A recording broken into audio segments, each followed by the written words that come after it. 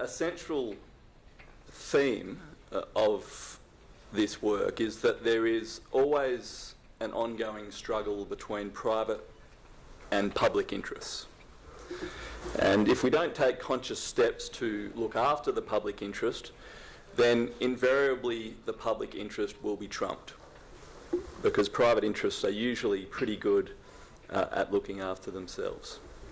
So in particular, I'm going to give a brief overview in the time that I have available on this book, which I published last year, that essentially seeks to develop a governance framework for intellectual property rights from a very macro perspective. And in developing this framework, I drew upon theoretical lessons that have flowed from the environmental movement that emerged during the 1960s and 70s. And I've taken this approach because I noticed, as did James Boyle and others, that there were certainly parallels between efforts to conserve the physical environment and efforts to protect what we might call the information commons. Now, the book is way too expensive, so please don't buy it, and I blame copyright for that. It's also a turgid text, I'm told, so I'll blame myself for that, so please don't read it. But each chapter of the text starts with an epigraph or a short quote, as is often the case, and it's possible to essentially decipher the essence of my book by just simply flicking through and reading the 10 epigraphs at the beginning of each chapter. The epigraph in the penultimate chapter of the book is an old quote from John Stuart Mill. One person with a belief is a social power equal to 99 who have only interests. And what I take from this quote is that we really only need buy-in from a small portion of the population, let's say 1%, in relation to a core idea, or indeed a thread of core ideas, in order to at least begin the process of effecting real, meaningful social change. So part of my project is to explore what ideas we might coalesce around. When I say we, I'm talking about librarians, biotechnologists, computer scientists, and indeed, given we all have a vested interest in the digital world, we is essentially all of us.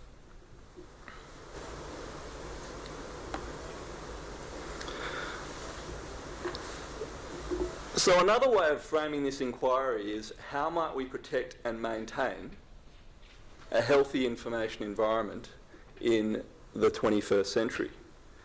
Of course, we could reinvent the wheel, or we could think about what positive lessons we can take from other attempts to preserve the public interest, of which the environmental movement is one classic example. And so my work is mainly concerned with the theoretical foundations of the environmental movement and how these theories might apply to the world of information. Now, some might argue that the environmental movement has not necessarily been a raging success, but it has had some successes, and I would say that the successes that it has had are built upon a theoretical foundation, although this is not always conscious. And so there are many different ways we could represent the environmental movement, but from a theoretical perspective, I would say that these 4 analytical frameworks are representative of what the environmental movement stands for. The welfare economics, the commons, ecology, and public choice theory. And you can see on this slide that the information commons is a sort of proxy, if you like, for the public interest. And it lies at the centre of the application of the 4 analytical frameworks in my work. And so we can think of the information commons in some respects as a unifier of those 4 theories. Now, I'll put the information commons at the centre because without it, we know that we would end up with critical deficiencies in a whole range of areas that are important to us as individuals, but also important to us as a society. Education, health, culture, deliberative democracy, and indeed, in a recursive sense, environmental outcomes. Now, it's true that it's not easy to actually define the information commons, and it's something that I spend quite a long time in chapter 4 of my book trying to flesh out what that might mean. And in the end, I sort of it's a bundling term that collects a whole bunch of other concepts like the public domain and the intellectual commons. But just because it's difficult to define should not stop us from trying to define it. And it should also not excuse us from not looking after it.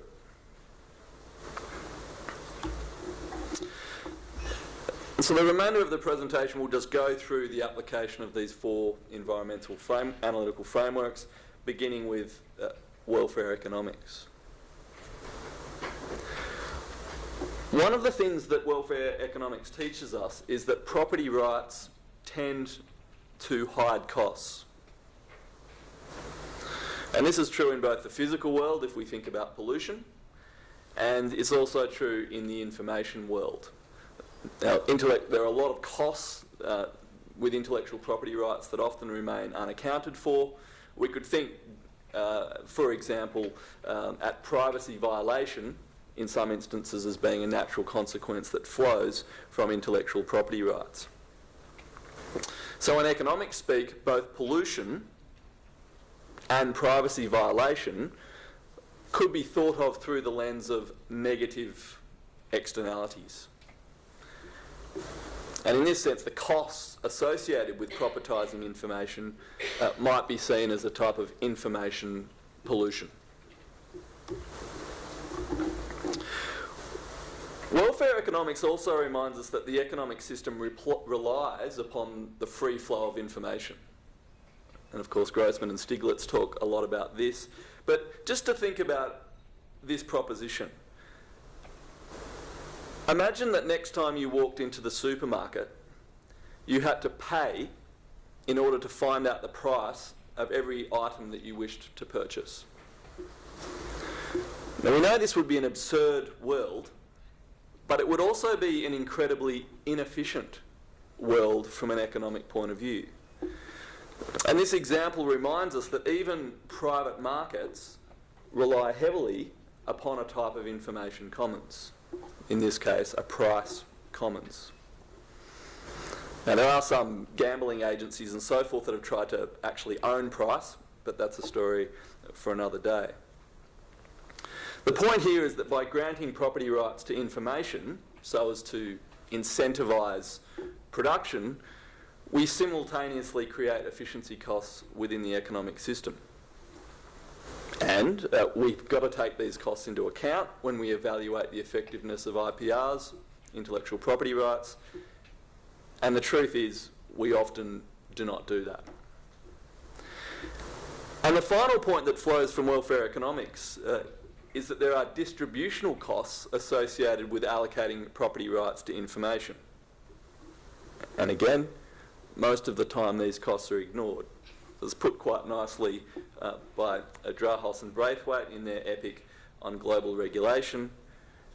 That is, by allocating rights to information, we are often serving the whims of the wealthy rather than the needs of the poor. So that's welfare economics in a nutshell. Let's now move to the commons. We can think about the commons in some respects as an emblem for the public, but probably a more accurate description of the commons is that it's a site of struggle. And the commons has always been thus.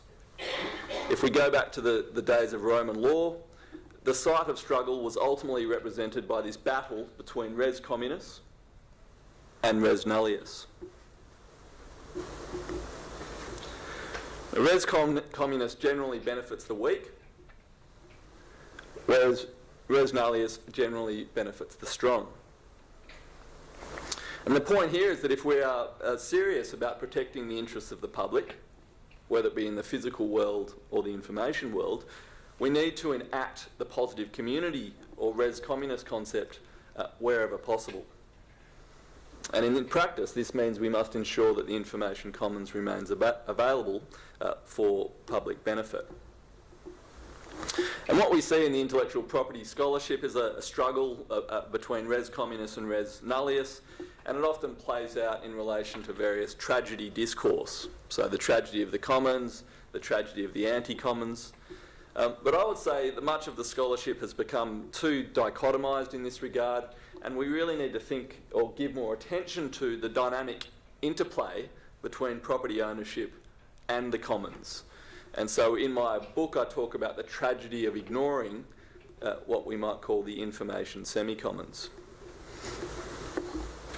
Property does not need to be seen as a black and white issue.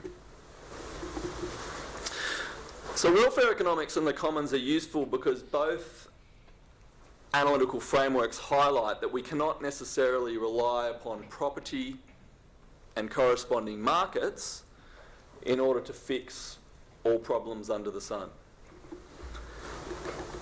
And at this juncture, ecology as an analytical framework becomes a useful springboard to think about, well, what other governance tools might we use to overcome market and regulatory failures? So there's a lot that could be said about ecology, but for the purposes of today, I think the most important lesson is to think about the allocation of rights to the information commons. So one of the theoretical contributions of the contemporary environmental movement during the 1970s was to ask the question whether nature should be afforded legal rights given that it cannot speak up for itself. And it's a little bit what, like James was saying this morning about the internet not being able to speak up for itself.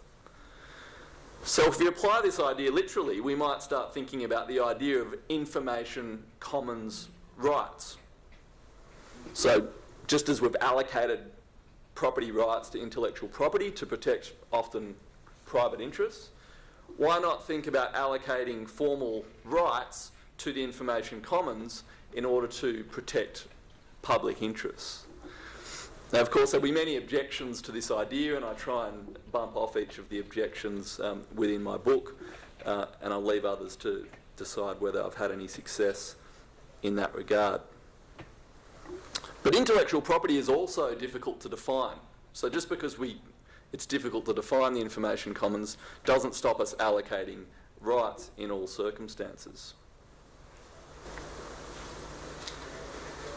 And the last environmental analytical framework that we can apply to the information environment is public choice theory. And put simply, this theory says that public decisions are likely to be detrimental when concentrated interests trump the interests of the collective as a whole. And of course, climate change policy in this country and elsewhere is a classic example of public choice theory playing out. But public choice theory has two sides. It not only stresses the way in which concentrated interests shape regulatory frameworks, it also addresses how this collective action problem dynamic might be overcome.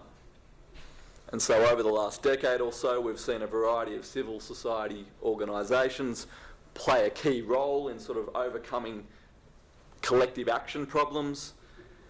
And that will continue, I'm sure. But what I'm interested in my work is whether economic organisation can also be used as a complementary method of realising progressive goals in the information environmental context.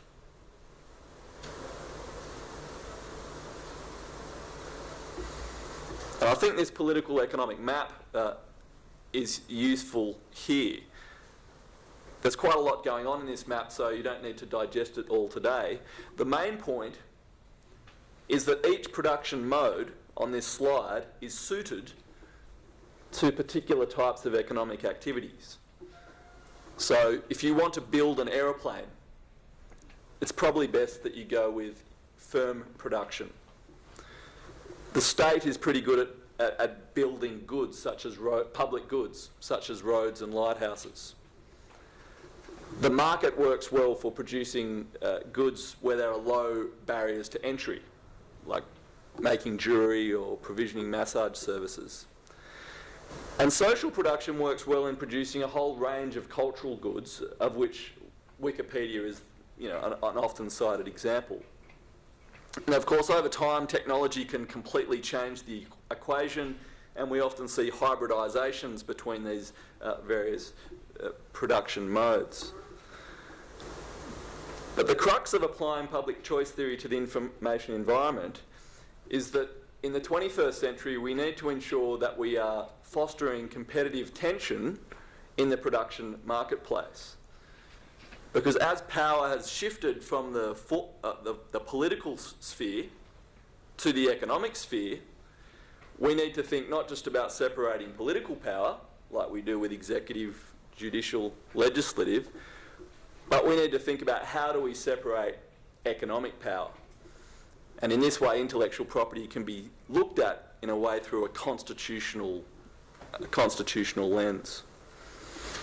And the main point of this is that if we deplete information commons, we potentially undermine social production initiatives, and in turn, we then will diminish what we might refer to as the production marketplace. So that's it. Hopefully you've picked up a few useful ideas. Just a final point in closing. I have written a short blog which gives you another reason not to read my book. But I also am told that there is a new book review of my book, but I couldn't access it. It was going to cost me $35 to read the 2-page book review because my university doesn't subscribe to the journal. So I'm not sure if the review writes off my book or not, but time will tell. I was just going to ask you why you published your work as a book and didn't just release it online yourself. Yeah, it's a great question. Would have loved to have done that. Reason being that when you work in the university system, you often have to publish in a commercial publisher in order to get the points, as it were, that flow into your workload model and everything else. So I sought to publish it under a Creative Commons license. It was going to cost me $8,000, which was $8,000 I didn't have. Of course, I would have loved for the book to be freely available to everyone at all times, but the university system squeezed me into going through a commercial publisher.